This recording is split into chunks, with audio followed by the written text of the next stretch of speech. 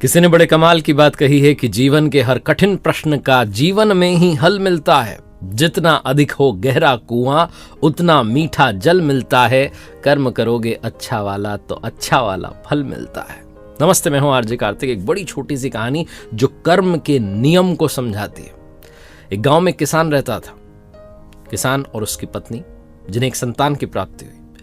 जो बच्चा 5-6 साल का हुआ तब किसान की पत्नी की मृत्यु हो गई। रिश्तेदारों ने, दोस्तों ने कहा कि दूसरी शादी कर लो, बच्चे का लालन पालन भी हो जाएगा, तुम भी दुखी नहीं रहोगे, जीवन अभी बहुत बाकी है। बहुत तरीके समझाया, किसान समझा नहीं।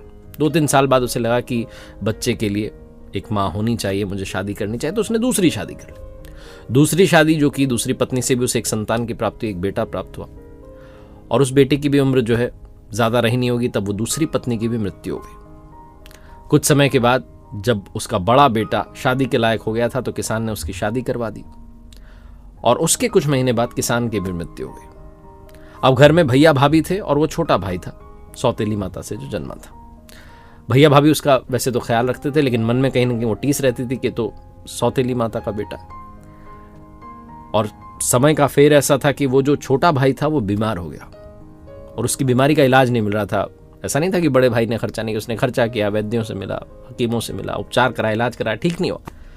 तो एक दिन भैया भाभी बैठ कर के बात कर रहे थे कि क्या करें, अगर ये जिंदा रहा तो आधी प्रॉपर्टी भी इसको देनी पड़ेगी, समझ में आ नहीं रहा है, खर्चा भी इस पर बहुत हो रहा है। तो भाभी जी धीरे से बोली कि क्या करें, बीमार है, बीमार में चला गया तो पता भी नहीं चलेगा, कोई शक नहीं करेगा हम पर। तो उस बड़े वाले भाई ने कहा हाँ चलो ठीक है, मैं वैद्य से बात करता हूँ, दवा की जगह कुछ ऐसा देते हैं कि निपट जाए।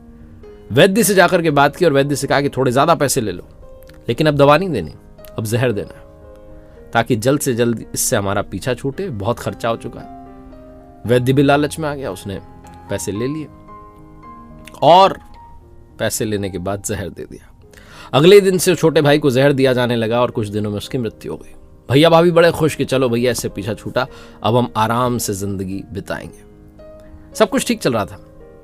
इनको संतान की प्राप्ति हुई, बेटा हुआ, बच्चा बड़ा हुआ तो उसकी शादी करवा दी, सब कुछ ठीक, कहीं कोई चिंता नहीं।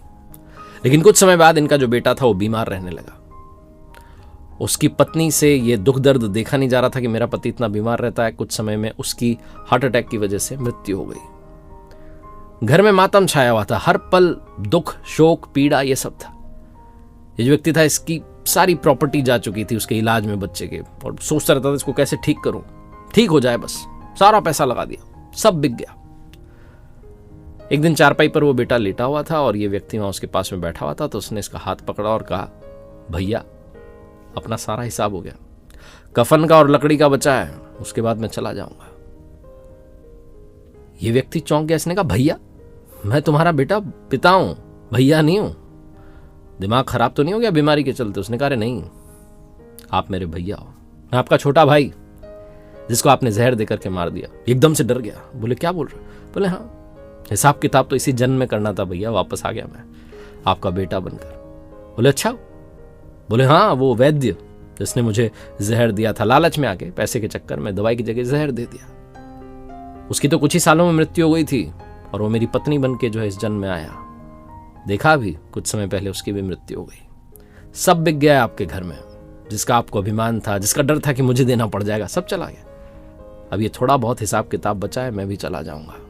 आप जीवन भर तड़पते रहना अपने बेटे की मृत्यु के वियोग में, इसी दुख में परेशान रहना कि मेरा बेटा चला गया, तब आपको समझ में आएगा। बहुत छोटी सी कहानी है जिसका सार समझाता है कि कर्मों का फल तो भोगना पड़ेगा। जो भी आप कर रहे हो वो लौट के अवश्य आएगा।